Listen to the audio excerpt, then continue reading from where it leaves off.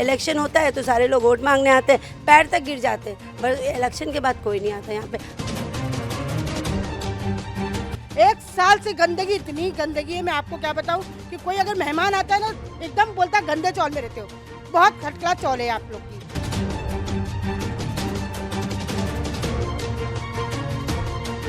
महाराष्ट्र विधानसभा का बिगुल बज चुका है, चुनावी आचार संहिता लागू कर दिया गया है, लेकिन देश की आर्थिक राजधानी मुंबई के अलग अलग इलाकों में रहने वाली जो जनता है उसकी जो बुनियादी समस्याएं हैं वो जस की तस बनी हुई हैं। हम इस समय हैं आर्थिक राजधानी मुंबई के जोगेश्वरी पश्चिम के इस इलाके में, जिसे गुलशन नगर के नाम से जाना जाता है। लेकिन यहाँ की जो बदहाली है, यहाँ की जो विषम परिस्थितियां हैं, उसकी एक एक तस्वीर देखने के बाद ऐसा लगता है कि मानो यहाँ रहने वालों को बड़ा श्राप मिला हो। यहाँ स्कूल है, मस्जिद है, नमाजी यहाँ से जाते हैं, स्कूली बच्चे यहाँ से निकलते हैं। लेकिन इस कार्यक्रम को शुरू करने से पहले मैं सबसे पहले यहाँ की तस्वीरें दिखाने की कोशिश करता हूँ। वीडियो जर्नलिस्ट सचिन मिश्रा से ये गुजारिश है कि अपने कैमरे को जूम करके यहाँ की वो तमाम तस्वीरें अपने कैमरे में कैद करें और बृहन्मुंबई महानगर पालिका के जो कमिश्नर हैं, जो प्रशासक के रूप में बीएमसी का कार्यभार देख रहे हैं, वो इस चीज़ को समझें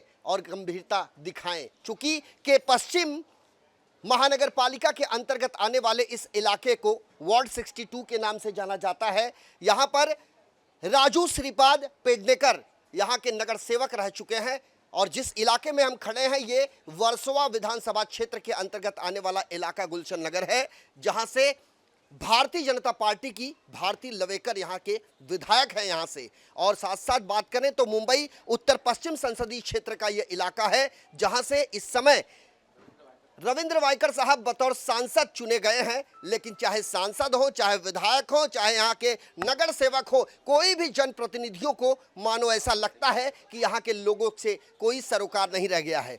तो जो तस्वीरें हैं एक बार फिर से हम दिखाएंगे, उसके बाद यहाँ के लोगों से यह जानने का प्रयास करेंगे कि चाहे वो बीएमसी अधिकारी हो, चाहे प्रशासनिक महकमा हो, चाहे यहाँ के जनप्रतिनिधि हो, आखिर इन लोगों का जो रवैया है इनके प्रति वो किस प्रकार का रहा है। हमारे साथ यहाँ कई लोग हैं। ये बच्चे जो स्कूल से अभी अभी छूटे हैं, अपने घर की तरफ जा रहे हैं, लेकिन इस गंदे पानी से निकलते हुए यहाँ से वो अपने घर पहुँचेंगे और उसके बाद की स्थिति क्या होगी इसका अंदाज़ा सहजता से लगाया जा सकता है। बृहन्मुंबई महानगर पालिका के वो तमाम अधिकारी और कर्मचारी इन तस्वीरों को देखें और ये समझें कि यहाँ रहने वाली जो जनता है वो भी इस देश की नागरिक है। मुस्लिम बहुल इलाका होने के नाते कहीं इनके साथ भेदभाव तो नहीं किया जा रहा है, यह भी चर्चा इनके ज़हन में है। और साथ साथ जो महिलाएं हैं, जो पुरुष हैं, बड़ी संख्या में हमारे सामने खड़े हैं। सबसे पहले ताहिर भाई, जिन्होंने हमें यहाँ न्योता दिया है यहाँ की तस्वीरें दिखाने के लिए, लेकिन इन्होंने एक सरप्राइज भी दिया है। और ये सरप्राइज क्या है, ये हमारे लिए नहीं, ये सरकारी अधिकारियों के लिए है, जनप्रतिनिधियों के लिए है और साथ ही साथ सूबे के मुखिया एकनाथ शिंदे साहब आपके लिए भी है।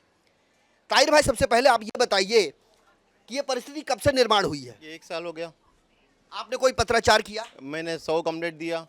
आपकी मुलाकात किससे हुई? बीएमसी बोलती है पेपर मुक्त अपने को बीएमसी करना है। मैंने ट्वीट किया हूँ, भारतीय लेवेकर को भी करता हूँ, नगर सेवक को भी करता हूँ, बीएमसी कमिश्नर को भी करता हूँ, केवीएस वार्ड को भी करता हूँ, वार्ड ऑफिसरों को जो असिस्टेंट है सब इंजीनियर उनको ला के विजिट कराया हूँ, लेकिन ये कुछ सुनते नहीं। मतलब इस एरिया के अंदर ऐसा है कि अगर पीने का पानी नहीं मिले तो वो गुलशन नगर वालों को नहीं मिले, अगर गटर बहे तो वो गुलशन नगर की बहे। अब बाजू में जाके एरिया देखो, क्रांति नगर में पानी ऐसा आता है पीने का, हमारे एरिया के पूरे लोग रोज़ परेशान है पानी के लिए, पीने के ये गटर के पानी से रोज़ परेशान है। लेकिन बाजू में क्रांति नगर है, आप जाके देखो पानी बिना मोटर के पहले माले पर जाता है और हमारे गुलशन नगर में मोटर लगा के खींचो तो पानी नहीं आता है। आप भाव समझे, पक्षपात समझे, क्या है? कुछ नहीं है। आप जाके देखो क्रांति नगर का रोड पूरा कंक्रीट का रोड करके दिए, जबकि पूरे गुलशन नगर के लोगों ने रविंद्र वाइकर को वोट नहीं दिए, ले हमने अमूल कीर्तिकर को वोट दिए और यहाँ का नगर सेवक शिवसेना का उद्धव साहब की, बाला साहब उद्धव साहब की पार्टी का है। लेकिन हमारे ये देखो ये हाल है, कुछ काम नहीं करते। वैसे राजू पेडनेकर साहब, आपके पास हम आएंगे और आपकी प्रतिक्रिया जरूर लेंगे, क्योंकि यहाँ की जो जनता है वो आप तक पहुँच नहीं पा रही है, या फिर पहुँचती है तो आपकी तरफ से उन्हें उनकी बातों को दरकिनार किया जा रहा है। ऐसे तमाम मसले हैं, लेकिन इन मसलों को लेकर हम आपके पास आएंगे और ज़रूर आएंगे, चूंकि एक तरफा खबर दिखाना हमारा मकसद नहीं है, ना ही हम किसी को नीचा दिखाने यहाँ आए हैं, ना ही किसी को डोमिनेट करने आए हैं। लेकिन हाँ, तस्वीरें जो बयां कर रही है वो सच्चाई है और ख़ास करके यदि हमारी बातों से किसी को बुरा लगे तो वो अपने इस स्क्रीन से हट जाए, क्योंकि हमारा ये कारवां बदस्तूर जारी रहेगा। कई लोग हमारे साथ हैं। आपसे आपका नाम जानना चाहेंगे? मेरा नाम अहमद है। कहाँ रहते हैं अहमद साहब? मैं यहीं गुलशन नगर में रहता हूँ, यहीं पास में मेरा घर है। साथ ही में यहाँ पे स्कूल में यहाँ पे टीचर भी हूँ।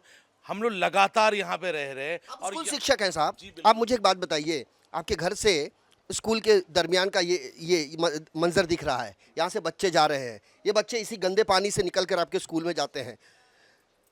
कितनी समस्याएं हैं? बहुत ज्यादा समस्याओं के अंबार है। और हम इस समस्याओं के लिए हमारे नगर सेवक के पास जा रहे हैं, कोई सुनने वाला नहीं है। बीएमसी के अधिकारियों के पास जा रहे हैं, कोई सुनने वाला नहीं है। ले देकर हमारे पास एक ही चारा बचता है, ताहिर भाई के पास हम अप्रोच करते हैं। बेचारे अपनी ताकत अपनी कुव्वत से जितनी कोशिश करने की कोशिश कर रहे हैं, लेकिन यहाँ पर लावारिस हो गया हमारा इलाका। ताहिर भाई को अप्रोच किया जाता है और ताहिर भाई लिखित शिकायत देते हैं और फिर वहाँ से सरकारी अमला कहता है इनसे कि हम पेपर लेस प्रक्रिया शुरू किए हैं, इसलिए आप पेपर नहीं, आप हमें ऑनलाइन कंप्लेंट कीजिए, ऐसा ही कुछ कहा है। नहीं, ट्वीट करते ना मोदी जी क्या बोले, हमको है ना पेपर नहीं चाहिए, ट्वीट करो।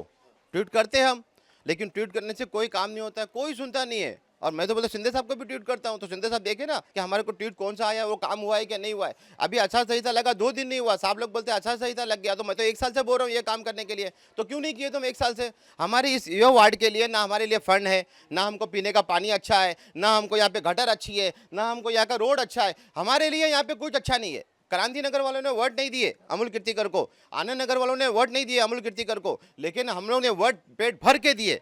पूरे गुलशन नगर, पूरा जोगेश्वरी वाले लोग अमोल कीर्तिकर को वोट एकदम दबा के दिए। आपने अमोल कीर्तिकर साहब को वोट दिया और अमोल और हमारा एरिया ऐसा है। कीर्तिकर, क्या अमोल कीर्तिकर साहब आप तक पहुंचे? भले ही वो चुनाव हार गए, लेकिन बहुत कम मार्जिन से हारे, कभी आए हो? सारे नेता लोग सिर्फ वोट मांगने आते, वो जीते या नहीं जीते उसके, हाँ, उसके बाद में कभी नहीं आते, कभी नहीं देखते। और उनको देखने की क्या जरूरत है? नगर सेवक ने क्यों नहीं बनाया हमारा एरिया? जब वो नगर सेवक थे, आप बोलेंगे मैं नगर सेवक नहीं हूँ, जब थे जब क्यों नहीं बनाए? तुमने क्रांति नगर बना के दिए, आनंद नगर के लोगों ने आनंद नगर बना के दे दिए, तो हमारा एरिया ने क्या बिगाड़ा? तुमने इसको कॉन्क्रीट क्यों नहीं किए, इसका नाला क्यों नहीं बना के दिया, ये रोड को पूरा कॉन्क्रीट क्यों नहीं किए? तो कोई मना किया तो तुमको नगर सेवक होने के बाद में बनाने के लिए? आज तुमको एमएलए की टिकट चाहिए और तुमको नगर सेवक, हमको वापस यहाँ से तुमको अगर नगर सेवक भी लड़ना है तो तुम्हारा बेटा लड़ेगा, तो काम कौन करेगा? हम काम के लिए किसके पास जाए? बाहर जाए? जाहिर सी बात है, जब चुनाव की तारीख करीब आती है तो जो चुनावी मैदान में यानी राजनीति के उस अखाड़े में उतरा जो प्रत्याशी है वो जनता के बीच जाता है और जनता से ये कहता है कि हम अपने तमाम आपके काम हम ज़रूर करेंगे, लेकिन बड़ी बदकिस्मती के साथ ये कहना पड़ रहा है कि जब वो जीत कर जाते हैं तो लौट कर नहीं आते। और इसी का ये सीधा सीधा मंजर है, नतीजा है, और इसकी भुगतान जो है वो आम जनता कर रही है। साहब क्या नाम है आपका? रिजवान सिद्दीकी नाम है मेरा। सिद्दीकी साहब, यहाँ कहाँ रहते हैं आप? यहीं गुलशन नगर में रहता हूँ और तकरीबन कुछ नहीं तो 45 साल से रह रहा हूँ। लेकिन जितनी हालत ख़राब आज हो गई है, इतना पहले मैंने इतने सालों में कभी नहीं देखा।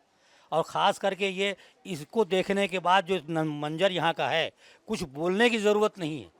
ये क्या, आप आगे आइए, रोड देखिए, रोड किस हालत में है। मतलब यहाँ के लोगों के साथ ऐसा सौतेला व्यवहार किया जाता है। अगर ये आदमी ताहिर भाई नहीं हो तो यहाँ चलना फिरना और पानी का टोटे पड़ जाए, ये हाल है यहाँ के। कोई सुनने वाला नहीं, नगर सेवक तो कोई है नहीं, लेकिन जो हमारे नगर सेवक थे वो तो बड़ी बड़ी डींगे हाँकते हैं कि मैं ये करता हूँ वो करता हूँ। लेकिन आप देख लो खुद, किसी को बोलने की ज़रूरत नहीं है कि यहाँ के लोग किस तरह इस रास्ते से गुजरते हैं। यहाँ के बच्चे, स्कूल है, मस्जिद है, लेकिन यहाँ के बच्चे कैसे जाते होंगे, वो भी सब गंदा पानी है। इस कार्यक्रम को देखने वाले वो तमाम दर्शकों से ये गुजारिश है कि जो सूरत हाल इस गुलशन नगर का है, इससे आप देखिए और समझिए कि अपने नेताओं को ये वोट देते हैं ये सोचकर कि जब हम इन्हें वोट देंगे तो हमें हमारे सामने आने वाली जो समस्याएं हैं उससे हमें ये निजात दिलाएंगे। ये वोट देते हैं चूंकि जो बुनियादी सुविधाएं मिलनी चाहिए आम जनता को, वो सुविधाएं दी जाएंगी। लेकिन अफसोस कि किसी प्रकार की कोई सुविधा यहाँ के लोगों को मिलती नज़र नहीं आ रही है। हमारे साथ और भी कई लोग हैं। आपका नाम क्या है? मोहम्मद आरिफ चौधरी। आरिफ साहब कहाँ रहते हैं? मैं ये गुलशन नगर में रहता हूँ। ये बताइए, इसके पहले कभी गुलशन नगर की ऐसी स्थिति आपने देखी थी? पिछले 1 साल से यही सूरत हाल है। इस टाइम पर अगर आएंगे आप तो बगैर आपका कपड़ा गंदा हुए यहाँ से गुजर नहीं सकते हैं। नमाज के लिए आएंगे तो वहाँ जा कर के जब तक पैर नहीं धुलेंगे तो आप नमाज नहीं पढ़ सकते हैं। और इससे जूझ रहे हैं, किससे कहें, कौन हमारे मसले को हल करेगा, ये कुछ समझ में नहीं आ रहा है। अब मीडिया वाले अगर हमारी बात वहाँ तक पहुँचाएँ तो हो सकता है कि बात हमारी सुनी जाए और ये सूरत हाल सही हो जरूर जाए। जरूर पहुंचेगी इनकी बात, और हमारा वादा है कि इस कार्यक्रम को हम अपने टीवी न्यूज चैनल पर तब तक दिखाएंगे जब तक कि यहाँ के, चाहे वो जनप्रतिनिधि हो, सरकारी महकमे के उच्चाधिकारी हो, जब तक कि उनके जहन, जब तक कि उनकी जो नींद है वो नींद टूट नहीं जाती। यहाँ पर कई और लोग हैं, हम आपके पास आते हैं, लेकिन इससे पहले यहाँ महिलाएं हैं। बेटा क्या नाम है आपका? जाहिदा। कौन से स्कूल में पढ़ते हो? अल इत्तेहाद उर्दू प्राइमरी स्कूल, किस क्लास में हो? 4th B। बेटा एक बात बताओ, यहाँ से जब जाते हो तो इस पानी में से जाते हो, हाँ, तो स्कूल वाले डांट नहीं लगाते? उस स्कूल में जाके पैर धुल लेते हैं। स्कूल में जाके पैर धो लेते हैं, और उसके बाद शाम को जब आप जाते हो तो घर में जाके पैर धो लेते हैं। ये हमेशा चलते रहता है? अभी जब पानी भरता है तो पैर धो लेते हैं, अगर पैर गंदा हो जाए तो। क्या नाम है बेटा आपका? हनान, कहाँ रहते हो आप? गुलशन नगर में, यहाँ। आइए यहाँ पे। आप किस क्लास में पढ़ते हो? 4th। यहाँ से गुजरते हो तो कैसा लगता है बेटा? पैर भीग जाते। गुस्सा आता है? हाँ, सबसे ज्यादा गुस्सा किस पे आता है? मम्मी पे आता है कि स्कूल टीचर पे आता है? किसी पे भी नहीं। मम्मी और स्कूल टीचर पर इन्हें गुस्सा नहीं आता, लेकिन हाँ जब इनकी एक उम्र होगी तो जरूर इन्हें पता चलेगा कि यहाँ के जो जनप्रतिनिधि हैं उनका उदासीन रवैया कितना हावी है, और यहाँ के लोगों के रहन सहन पर उसका कितना विपरीत असर पड़ रहा है। और ऐसे में गुजारिश है उन तमाम जनप्रतिनिधियों से, जो संभावित विधायक हैं, संभावित यहाँ के नगर सेवक हैं, उन लोगों से मिन्नत है डीसी न्यूज़ इंडिया की, जब आप यहाँ आएंगे तो आपके पीछे पीछे हम भी आएंगे और आपसे ये जानने की कोशिश करेंगे कि इस सूरत हाल का निवारण आपने क्या किया। यहाँ के लोग, ऐसा लगता है कि मानो अपनी बदहाली पर आंसू बहाने कर मजबूर हो, और ये गटर का पानी ना हो बल्कि उनकी आंखों से बहता हुआ ये अश्रुधारा हो, जो कि वो अपनी शब्दों में उसे बयां नहीं कर सकते। आपका नाम क्या है? मेरा नाम हाजरा मलिक है। कहाँ रहते हो आप? ये सामने चौल में रहती हूँ मैं। सुबह जब दरवाजा खुलता है तो सबसे पहले क्या नजर आता है? यहाँ तो गटर नज़र आती है। उसका नतीजा ये है कि यहाँ के सारे लोग बीमार हैं, उनको इन्फेक्शन हो गया, किसी को डेंगू है, किसी को कुछ है। यहाँ की जितनी क्लिनिक है, यहाँ पे किडनी प्रॉब्लम्स हैं, वहाँ पे लोग रह रहे हैं, और इतनी परेशानियाँ उठाकर भी वो बेचारे जी रहे हैं। लेकिन यहाँ के नगर सेवक को कोई फिक्र ही नहीं है किसी को। कहीं MLA इलेक्शन होता है तो सारे लोग वोट मांगने आते हैं, पैर तक गिर जाते हैं, बस इलेक्शन के बाद कोई नहीं आता यहाँ पे। अब जितने भी क्लिनिक गुलशन नगर में जाके देखिए, खचाखच भरे होंगे। यहाँ पे किसी को इन्फेक्शन है, किसी को बुखार है, किसी को डेंगू है, हर इंसान परेशान है। हर इंसान परेशान है। वैसे आपको बता दें कि स्वास्थ्य विभाग जो है वो भी परेशान है।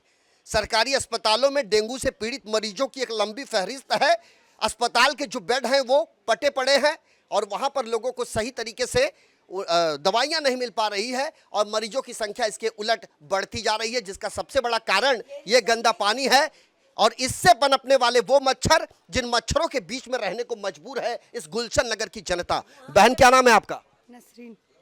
आपका घर कहाँ है? यहाँ पर बाजू में। ये बताइए, आपने चेहरा ढक रखा है, इसका दो कारण मुझे नजर आ रहा है। एक तो यहाँ किसी की जो बदबू नुमा यहाँ का माहौल है ये साफ नजर आ रहा है। इसके लिए जिम्मेदार किसको मानते हैं आप? यहाँ की जो वार्ड के हमारे हैं, जो कुछ काम नहीं करते ना, गटर से। नगर सेवक? हाँ जी जी। उनसे कोई सवाल करना चाहेंगे आप? वही कि हमारे वहाँ पे क्यों नहीं काम होता है, बाकी सब एरिया में होता है, इधर क्यों नहीं होता है? ना यहाँ पानी ढंग का मिलता है और ना गटर साफ होती है कभी। जो महिलाएं अपने घर में रहती हैं, घर का काम करती हैं, बच्चों को तैयार करती हैं, उनके लिए टिफ़िन बनाती हैं, शौहर अपने काम धंधे पर निकलने वाले हैं उनके लिए खाना बनाती हैं, घर से निकलने का इन्हें समय नहीं मिल पाता, लेकिन जब सब चले जाते हैं तो बस उन्हें ये गटर ही गटर नज़र आता है, ये बदबू नज़र आता है। यहाँ का पूरा महकमा जो है, इसकी जो समस्याएं हैं वो कोई एक नहीं है, समस्याओं का अंबार है। कई लोग हैं। आपका नाम? शबनम। कहाँ रहते हैं आप? बस यही सामने चौल में। ये जो गंदगी आप देख रहे हैं, मुझे यहाँ एक कचरा उठाने वाली गाड़ी नज़र आ रही है, थोड़ा उसके बारे में मुझे बताइए। ये गाड़ी रोज आती है? रोज़ तो नहीं आती है, हफ्ते में एक बारी दो बारी। चाली इतनी गंदी, उल्टा वो चावल को भी कचरे वाले, मतलब यहाँ का जो नगर सेवक है उनको पैसे देना चाहिए, जो कचरा उठाने वाले हैं। तो क्या आप लोग देते हैं? हम लोग 100 रुपये देते हैं उसको। कचरा उठाने के लिए 100 रुपये आप देते हैं? हाँ, हम देते हैं, क्योंकि इसको हमने रखा है, कोई नगर सेवक ने नहीं रखा है। बल्कि ये हमारा काम है ही नहीं कचरे वाले को पैसा देना। नगर सेवक का काम है, उनको पैसा देना चाहिए। कचरे वाले या हमारे इधर की साफ सफाई जो भी है उनका काम है करना, क्योंकि हम तो वोट नहीं ले रहे ना, हम तो हमारे घर से वोट लेने के बराबर आ जाते हो। लेकिन हमारे कचरे का सवाल हुआ या हमारी गटर भरी हुई है, आज नहीं भाई है, एक साल से गंदगी, इतनी गंदगी है, मैं आपको क्या बताऊं कि कोई अगर मेहमान आता है ना एकदम बोलता है गंदे चौल में रहते हो। बहुत थर्ड क्लास चौल है आप लोग की। तो आप सोचो कि यहाँ का जो नगर सेवक है उनका काम है कि नहीं। हाँ, यहाँ पे हमारे जो खुद के पर्सनल है सर लोग, ये हमारे स्कूल के सर है, ये वो हमेशा वो अपने पैसे लगा के खुद गटर साफ करवाते हैं हमारी आंखों के सामने। कितने बार उन्हें गटर साफ करवाए, तो ये उनका तो काम नहीं है। हाँ, बृहन्मुंबई महानगर पालिका जिसका सालाना आर्थिक बजट 40,000, 42,000, 46,000 से भी ज्यादा कर रहा है, दम्भ भरती है बृहन्मुंबई महानगर पालिका अच्छी सड़कें देने का, अच्छे गटर नालों को साफ सफाई करने का, और साथ ही साथ इस मुंबई को शंघाई बनाने का सपना जो राज्य सरकार ने देखा है उस सपने को साकार करने का संकल्प लेती है यह बृहन्मुंबई महानगर पालिका। लेकिन आखिर इस बृहन्मुंबई महानगर पालिका को हो क्या गया है? देश की आर्थिक राजधानी, वहां की रहने वाली जो जनता, भारत को, हिंदुस्तान को सोने की चिड़िया कहा जाता था और इस मुंबई को सबसे बड़ा शहर कहा जाता है इस देश का। यहां से निकलने वाला टैक्स का एक बड़ा हिस्सा केंद्र सरकार की तिजोरी में जाता है। लेकिन यहां रहने वाली जो जनता है वो किस प्रकार की है, कैसे रहती है, कितनी समस्याओं का सामना करती है, क्या इन समस्याओं का कभी खात्मा हो पाएगा, अंत हो पाएगा, निवारण हो पाएगा, क्या उन्हें समस्याओं से निजात मिल पाएगी? ये एक ऐसा प्रश्न है जिसका जवाब शायद किसी के पास ना हो। वैसे हम तमाम लोगों के पास जाएंगे, चाहे वो राजू श्रीपाद पेडनेकर साहब आप हो, या फिर भारती लवेकर मैडम आप हो, या फिर यहाँ के जो सांसद महोदय है रविंद्र वाइकर, हम आपके पास भी आएंगे और ये जानने का प्रयास करेंगे कि आपके यहाँ के लोगों ने आखिर कौन सी गलती कर दी है जिसकी ये सजा भुगतने को मजबूर हैं। हमारे इस खास पेशकश में वक्त हो चला है एक छोटे से ब्रेक का। ब्रेक के जब उस लौटेंगे तो आपको बताएंगे कि यहाँ की जो जनता है वो क्या सोचती है बीएमसी के बारे में, जनप्रतिनिधियों के बारे में और सरकारी गतिविधि कार्यशैलियों के बारे में जो दम्भ भरते हैं बीएमसी के आयुक्त, बीएमसी के अधिकारी और बीएमसी के कर्मचारी। लोकतंत्र की बुनियाद जब हिलने लगे, जनता से किए गए वादे जब नेता भूलने लगे, सरकारी महकमे के अधिकारी जब अपने कामों से जी चुराए, तो धरी की धरी रह जाती है आपकी समस्याएं, आपके मुद्दे, और दबा दी जाती है आपकी आवाज। तो आइए मेरे साथ, हम पहुंचाएंगे सड़क से संसद तक जनता की आवाज। ब्रेक के बाद हमारे इस खास पेशकश जनता की आवाज में आपका स्वागत है। ब्रेक पर जाने से पहले हमने आपको बताया था गुलशन नगर का सूरत हाल, यहाँ की जनता की समस्याओं का हाल, और अब हम जानने का प्रयास करते हैं कि लोग क्या सोचते हैं यहाँ के रखरखाव को लेकर, यहाँ के मेंटेनेंस को लेकर, यहाँ की साफ सफाई को लेकर, गटर नालों की जो अव्यवस्था है उसको लेकर। और भी कई लोग हैं हमारे साथ, उनसे हम ये जानने का प्रयास करेंगे। क्या नाम है आपका? वीरेंद्र प्रताप कनौजिया। कनौजिया साहब कहाँ रहते हो? मैं यहीं गुलशन नगर में रहता हूँ। कितने दिन से आप अपनी आंखों से देख रहे हो? ये सालों से ऊपर हो गया, लेकिन इसके लिए हम लोग कई बार बीएमसी गए और नगर सेवक से तो भी बोलते ही रहते हैं, देखते रहते हैं नगर सेवक को बोलते रहते हैं। तो नगर सेवक साहब का जवाब क्या होता है? जवाब क्या होता, करते हैं ना। कभी कोई नेता बोलता है क्या? वो करने का खाली बोलते हैं, और बीएमसी भी यही जवाब देती है, कर देंगे कर देंगे। लेकिन सालों बीत गया, आचार संहिता लग गई। कर देंगे लेकिन कर तो देंगे, लेकिन तारीख नहीं बताएंगे कि कब कर देंगे। और देखते ही देखते आचार संहिता लागू हो गया है और प्रशासनिक महकमों के अधिकारियों के पास एक कहने का भी वक्त मिल गया है कि अब चूंकि आचार संहिता लागू हो गया है, ऐसे हम कोई काम नहीं कर पाएंगे। लेकिन गुलशन नगर की जनता ये जानना चाहती है कि क्या चुनावी आचार संहिता लागू होने के बाद इनकी समस्याओं से इन्हें निजात नहीं मिलेगी? क्या गटर के पानी से ये जाते रहेंगे? चाहे पीने की पानी की समस्या हो, सड़क नालों की समस्या हो। लेकिन बरसात के समय यहाँ का हाल क्या होता है? बारिश में तो यहाँ तक के घुटने घुटने तक पानी यहाँ पे बहता है। ऐसे ही गटर का पानी? जी, छोटे बच्चे तो गुजर ही नहीं सकते हैं, बड़े लोगों को इधर से गुजरना मुश्किल हो जाता है। आपका नाम क्या है? अब्दुल अहाद। कहाँ रहते हैं आप? मैं ये दूसरी वाली चाली में रहता हूँ, मुशाहिद चौल में। मैं 2 साल से यहाँ पे रह रहा हूँ। 2 साल से कभी ऐसा नहीं है कि यहाँ पे पानी नहीं हो, हमेशा पानी रहता है यहाँ पे। ऐसे ही गंदा पानी? अच्छा, ये एक बात बताइए, इसके नीचे से गटर बह रही है? इसके नीचे से गटर बह रही है और इसके अंदर ही अपना पानी के पाइप है। इसके नीचे ही? हाँ, ये गटर के अंदर ही पानी के पाइप है। अच्छा, लास्ट ये गटर कब साफ हुआ था? ये लास्ट गटर साफ हुआ था 2 महीना हुआ, पर ये खाली ऊपर ऊपर गटर साफ हो जाता है। जब कंप्लेन करते हैं ना तो गटर साफ करने आते, पर वो पानी पानी जब साफ करने के लिए आते हैं तो गटर का ये ऊपर का ढक्कन खोल के इसके नीचे जो लाद जो गार होता है उसे क्या निकालते हैं वो? नहीं निकालते, नहीं। और शायद यही कारण है कि ये भर जाता है, पानी यहाँ से निकासी इसकी नहीं हो पाती और अलग अलग इलाकों से निकलने वाले वो गटर नालों के पानी इस गली से गुजरती है और यहाँ पानी इतने बड़े पैमाने पर जमा हो जाता है कि स्थिति बेहाल हो जाती है। लोग जो हैं वो बदहाली की ज़िंदगी जीने को मजबूर हैं। एक बात मुझे बताइए, बतौर युवा क्या सोचते हो आप? अब तो चुनावी आचार संहिता लागू हो गया कहते हैं और तो क्या ये मान लिया जाए कि अब साफ सफाई नहीं होगी? आप सबसे ज़्यादा जिम्मेदार किसको मानते हैं? चलिए आज आचार संहिता लागू हुई है लेकिन आप कह रहे हैं कि मसला सालों साल पुराना है, जिम्मेदार किसको मानते हैं आप? यहाँ के कॉर्पोरेटर जो नगर सेवक है, यहाँ के जो बड़े पैमाने में जो इलेक्शन का काम करते, उनका ही काम है ये सब। अच्छा एक बात बताइए, चुनाव प्रचार के दौरान जब ये लोग इस आपकी गली से गुजरते हैं तो किस प्रकार की बातें करते हैं? बस ये बोलते हैं कि भाई हाँ ये काम हो जाएगा, आज नहीं तो कल हो जाएगा, ये काम चालू है, ये आज करेंगे या कल करेंगे, हो जाएगा। इसकी मसला ये है कि भाई पानी के पाइप है इसके अंदर, ये हट जाएंगे तो काम हो जाएगा, ऐसे करके बात को टाल देते। वैसे बृहन्मुंबई महानगर पालिका के पश्चिम विभाग के सहायक मनपा आयुक्त जिनका तबादला हो गया, उनके जगह पे नए सहायक मनपा आयुक्त की नियुक्ति हुई है। हम आपके पास आएंगे साहब और आपसे ये जानने का प्रयास करेंगे कि कौन से अधिकारी ने ये कह दिया कि अगर इस गटर के नीचे पीने के पानी की जलवाहिनी जा रही है तो उस जलवाहिनी के कारण ये गटर साफ नहीं हो सकता, और उस जलवाहिनी को डालने से पहले क्या उस समय नहीं देखा गया था कि यहाँ गटर भी है, यहाँ रहने वाले लोगों के घर का ड्रेनेज का मोरी का नाले का जो पानी यहाँ से निकलता है वो यहाँ से निकलेगा और व्यवस्थित इसे साफ सफाई करने की जिम्मेदारी हम सबकी होगी। वैसे यहाँ की एक महिला अभी कह रही थी कि हमें अपने जेब से पैसे देने पड़ते हैं, जब यहाँ कचरा जमा होता है तो उसे उठाने के लिए ये आप देख रहे हैं ये।